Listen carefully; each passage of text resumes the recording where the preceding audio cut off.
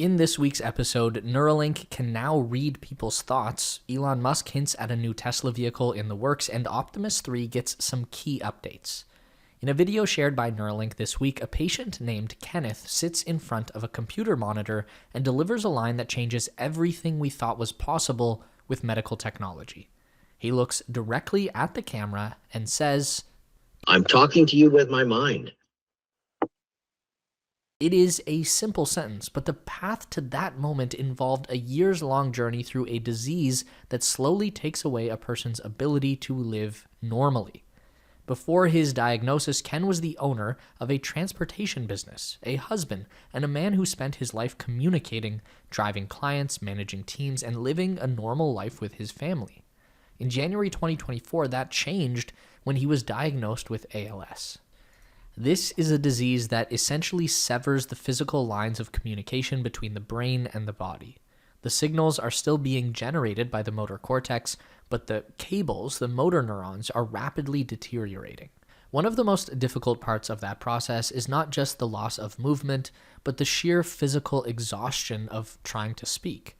As Kenneth explained, you don't realize how much energy it takes to talk until you don't have that energy to waste. Over time, this leads to a state of forced isolation. His wife Cheryl described the most painful part of the disease as the silence that eventually fills their home. Communication becomes a chore, then a struggle, and eventually it stops entirely. This is why approximately 80 to 95% of people with ALS lose their ability to speak as the disease progresses, and many ALS patients lose complete functional speech within 2 to 3 years after their symptoms are first observed. One thing I personally find really hard right now with AI is just keeping up with all the different models. One week everyone says ChatGPT is the best, then suddenly people say Gemini is ahead, then Claude releases something new, and the conversation shifts again. If you actually want to stay up to date with everything happening in AI, you almost have to subscribe to multiple tools and constantly switch back and forth between them. That's why I've been checking out ChatLLM from Abacus AI. Instead of paying for several different AI subscriptions, it basically puts a bunch of the top models like ChatGPT, Claude, Gemini, Grok, and others all in one place. The platform even uses something called Route LLM, which automatically selects the best model depending on what you're asking. So you're always getting the strongest response without having to manually jump between tools. It's also pretty fun if you like experimenting with future tech ideas. You can ask it things about Tesla's AI, autonomous driving, or even what a next-generation Optimus Robot might look like, and it can generate images, videos, quick presentations, or even small apps around those ideas. So it's basically an all-in-one AI workspace where you can access a bunch of the best models and creative tools in one place, and the whole thing is around $10 a month, which is way cheaper than paying for multiple AI tools separately. If you want to try it yourself, check out the link in the description and pin comment and give ChatLLM a look. And this is where Neuralink's latest clinical trial, known as the Voice Study, changes what's possible. While the company's first high-profile product, telepathy, focused on the motor cortex to allow patients like Nolan Arbaugh or John Noble to control a computer cursor, the Voice trial is a different technical challenge entirely. If you want to move a cursor, you are essentially looking for directional intent. Up, down, left, right. But speech is infinitely more complex. It requires the coordination of dozens of muscles in the throat, tongue, and mouth, all firing in microsecond sequences. To capture this, the Neuralink team moved the N1 implant just a couple of inches deeper and more lateral into the brain, targeting the specific area responsible for speech execution. The breakthrough is that Neuralink isn't detecting sound or physical vibrations, it is detecting neural intention. When Kenneth imagines speaking or silently mouths a word, the N1 implant records those specific neural firing patterns through over 1,000 ultra-thin electrode threads. Even if the physical muscle in his throat no longer responds to the brain's commands, the intent is still captured at the source. The system then takes those raw electrical spikes and maps them into digital language. Kenneth described his recovery from the robotic surgery as surprisingly straightforward. He was discharged from the hospital the very next day, but the training was where the real work began. The process moved through 3 phases that show how quickly the models are adapting to human thought. In the first phase, immediately after the surgery, Neuralink engineers guided Kenneth through simple calibration exercises. He was asked to vocally speak several sample sentences so the system could begin to map his neural intent to the actual words he was trying to form. At this stage, Kenneth still used his limited vocal ability, which provided a ground truth for the AI to learn from. By February, the second phase began. This is where the physical deterioration of ALS usually wins, but Neuralink flipped the script. They trained the models to decode Kenneth's silent mouth movements. Even as his voice began to fail him, the system could watch the neurons firing for specific phonemes, which are the smallest building blocks of language, and assemble them into sentences in real time. Then came the third phase, imagined speech. This is the hardest problem in BCI communication. At this stage, the system was able to decode words without Kenneth moving his mouth at all. He simply thinks the words, the N1 chip amplifies and digitizes the signal, and the computer speaks for him. One of the researchers noted that the progress went from 0 to 100 almost overnight as the model began to anticipate Kenneth's internal speech patterns. Now, having a computer speak for a patient is nothing new. Stephen Hawking famously used a vocal synthesizer for decades, but the Hawking method required a physical interface, like a cheek twitch, and resulted in a generic robotic voice. Neuralink has taken a more personal approach. They used historical audio recordings of Kenneth from before his diagnosis to train a custom voice synthesizer. When Cheryl heard the system say, "I love you," she didn't hear a digital assistant, she heard what she calls the OG Kenneth voice, the same voice she fell in love with and heard every day for years. But as impressive as the voice study is, it is only part of Neuralink's current offensive on neurological conditions. Elon has been increasingly vocal about Neuralink's other major program, Blindsight. Blindsight targets the visual cortex directly, bypassing damaged eyes or non-functional optic nerves entirely. In September 2024, the FDA granted Blindsight breakthrough device designation, and as of early 2026, the company is moving toward high-volume production of the specialized hardware required for this program. Elon has been careful to set expectations here. He has noted that the initial resolution will be low, comparing it to Atari graphics or pixelated 8-bit version of reality.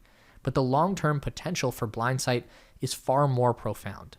When you zoom out from these individual clinical trials, you start to see how they fit into Elon's broader vision of amazing abundance. For Elon, true abundance isn't just about having more stuff, and that future is possible with Optimus.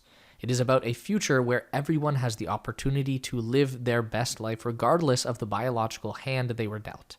If you are born blind or if you lose your ability to speak to ALS, the abundance of a cheaper electrical car doesn't matter much.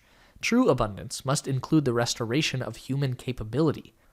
In this light, Neuralink is the second chance for people who have had their autonomy stripped away by biology. As Kenneth put it in his reflection, it will give us back a voice, and a voice is a very important thing to have. While Neuralink is pushing the boundaries of what humans can do, Elon Musk spent part of this week hinting at a project much more familiar to the average household, a true Tesla family vehicle. But in typical fashion, the design might be a total departure from the traditional suburban minivan. The discussion was sparked by a post showing the Cybertruck's rear bench fitting 3 child seats across. When a user pushed back asking Tesla to finally build a minivan, Elon's response was immediate. Something way cooler than a minivan is coming. That single line has sparked a massive conversation because in early 2026, Tesla's lineup is in the middle of its most radical transition yet. As we've covered previously, the Model S and Model X are officially being retired this quarter to make room for Optimus production at Fremont. This leaves a glaring hole for families who need more than 5 seats. While the Model Y remains the world's best-selling car, its third row has always been a compromise, and the extended wheelbase Model YL from China is yet to be confirmed for the US market. But this conversation took a more technical turn when Flexport CEO Ryan Peterson responded with a specific idea. He suggested that if Tesla built a 3-row vehicle where each row had its own set of doors so no one has to climb over seats, it could have a surprisingly large social impact. Elon replied with a single word, noted. On its own, that might not mean much, but later that same day, the idea came back again. Another user shared a study suggesting that easier access to family vehicles is linked to higher birth rates, reinforcing the same concept. This time, Elon responded more directly. Well, I guess we should solve this. Interestingly enough, Tesla has teased such a vehicle in the past. We got our first real hint of this in the Master Plan Part 4 video released by Tesla last September. While much of that presentation focused on sustainable abundance through AI and Optimus, eagle-eyed viewers spotted a teaser for a vehicle that looked like a radical departure from the S3XY lineup. The mysterious vehicle seemed to be built on the Cybertruck platform, as it features the same angular stainless steel language, but with a significantly taller roof and a cabin that seemed designed to carry a lot of passengers. The Tesla Model Y L proved that demand for a family hauler exists. The Master Plan Part 4 video teased that Tesla has considered a different form factor, and now it seems Elon is ready to build the bridge to a future where the friction of family logistics is finally a thing of the past. Now, if Neuralink is about restoring the individual and the new family vehicle is about restoring the household, our final story today is about scaling that impact to the entire planet. This week, we got our first real look at Optimus Gen 3, and it confirms that Elon Musk was not kidding when he said that the upcoming version of Optimus will look like a person in a suit.